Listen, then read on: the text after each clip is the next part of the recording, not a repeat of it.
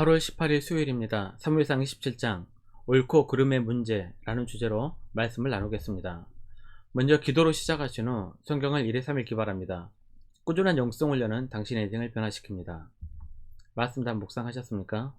첫 번째, 블레셋으로 도망치다. 1절입니다.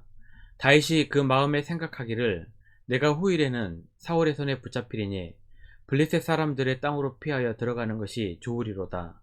사울이 이스라엘 온 영토 내에서 다시 나를 찾다가 닿냐 말이니 내가 그의 손에서 벗어나리라 하고, 사울은 다윗이 어디에 있다는 소식만 들으면 만사를 제쳐두고 잡으러 왔습니다. 다윗이 자신을 죽일 수 있는 기회에 살려주었음에도 불구하고 또 쫓아온 것입니다. 다윗은 여호와를 두려워하는 마음으로 하나님께서 기름 부은 자를 2번이나 살려주었습니다. 다윗은 원칙을 지키며 살았지만 더 이상 사울을 믿을 수가 없었습니다. 그래서 사울의 추격을 피해 도망치기로 한 것입니다. 600명의 부하들과 그들의 가족까지 계산하면 2000명은 좋게 될 숫자였습니다.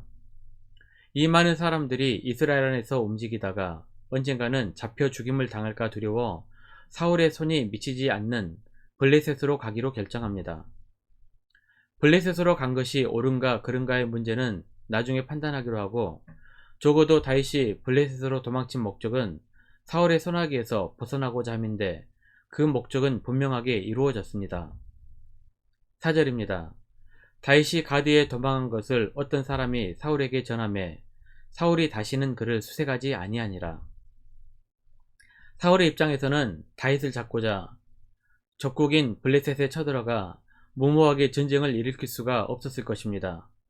또한 이미 적국에 들어간 다윗이 이스라엘의 왕이 된다는 것은 물 건너갔다는 것을 알았기에 더 이상 수색할 필요도 없었을 것입니다.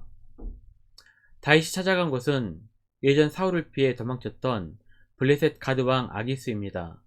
그때의 다윗과 지금의 다윗은 전혀 다릅니다.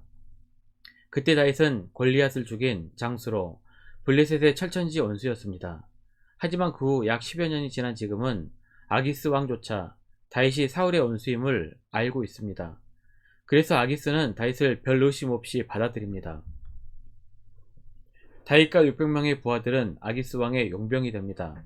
아기스 왕 입장에서는 원수의 나라 이스라엘과 사울 왕에게 복수를 할 수 있는 용병을 얻은 셈이 됩니다. 다윗은 사울에게 쫓기는 광야 생활의 마지막 1년 4개월을 이스라엘의 원수 국가인 블레셋에서 동맹 관계를 맺고 살았습니다. 7절입니다. 다윗이 블레셋 사람들의 지방에 산 날수는 1년 4개월이었더라. 두 번째, 옳고 그름의 문제. 12절입니다. 아기스가 다윗을 믿고 말하기를 다윗이 자기 백성 이스라엘에게 심히 미움을 받게 되었으니 그는 영원히 내 부하가 되리라고 생각하니라. 다윗이 이스라엘의 족국인 블레셋으로 간 것 때문에 다윗에 대한 이스라엘의 여론은 몹시 부정적이었을 것입니다. 사울왕이 다윗을 추격하지 않은 이유도 이 때문입니다.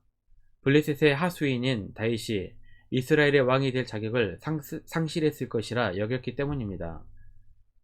반면에 아기스 왕은 사울에게 버림받고 이스라엘 백성에게 미움을 받게 된 다윗이 자기 사람이 되었다는 확신이 생겼을 것입니다. 다윗은 매우 난처한 상황에 처하게 되었습니다. 물론 살기 위해 도망쳤지만 그곳이 적국이었기에 후일 이스라엘 왕이 될 때 굉장히 큰 어려움을 겪게 됩니다. 이것은 마치 일본의 용병이 되어 조선을 공격하는 장수가 조선의 왕이 되려고 하는 것과 같은 것입니다. 사울 왕이 죽은 후 다윗이 바로 이스라엘 왕이 된 것이 아닙니다. 다윗은 사울 왕의 세력들과 다윗의 반대파 때문에 7년 6개월 동안이나 유다 지파만의 왕이 되었고 그 이후에야 비로소 12지파의 왕이 됩니다. 사무엘하 2장 11절입니다. 다윗이 헤브론에서 유다 족속의 왕이 된 날수는 7년 6개월이더라. 블레셋으로 도망친 다윗은 후일을 도모하기 위해 다윗 나름대로 최선을 다했습니다. 8절입니다. 다윗과 그의 사람들이 올라가서 구슬 사람과 기르스 사람과 아말렉 사람을 침노하였으니 그들은 애적부터 술과 애굽 땅으로 지나가는 지방의 주민이라. 블레셋에서 1년 4개월을 머무른 동안 아기스 왕에게 철저히 사기를 칩니다. 조국을 버린 배신자로 보이기 위해 주변에 사는 이스라엘 사람들을 쳤다고 거짓말합니다. 하지만 실제로는 이스라엘의 오랜 적인 남방 부족들을 습격하여 약탈하고 있었습니다. 그렇다면 다윗이 블레셋으로 간 것은 옳은 일일까요? 그런 일일까요? 이런 일은 우리가 살아가는 현실에서 종종 부딪히는 일입니다.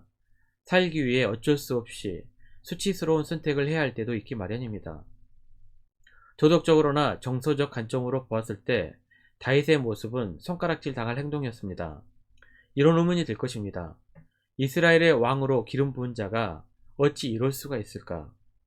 하나님을 신뢰하지 못하고 어찌 이방의 땅 중에서도 하필 이스라엘의 최악의 적인 블레셋의 땅으로 도망쳤는가? 반대로 다윗은 살기 위해 어쩔 수 없었고 또한 블레셋 왕을 철저히 속이고 이용하였다. 그리고 이스라엘의 국익을 위해 남방 이방 민족들을 습격하는 일까지 했다.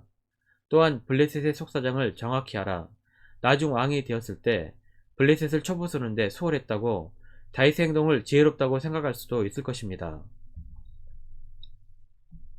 그런데 사무엘상 저자가 여기서 하고 싶었던 이야기는 다윗이 블레셋으로 간 것이 선인가 아니면 악인가가 아니었습니다. 우리는 흑백 논리로 모든 것을 판단하려고 하지만 성경의 저자가 말하고 싶었던 것은 이것입니다. 우리가 겪고 살아가는 모든 일들 하나하나는 결국 하나님의 뜻이 실현되는 과정이라는 것입니다. 우리 눈에는 잘 보이지 않지만 다윗의 모든 행동 가운데 하나님의 다스리심이 스며들어 있습니다. 사무엘하 5장 10절입니다. 만군의 하나님 여호와께서 함께 계시니 다윗이 점점 강성하여 가니라.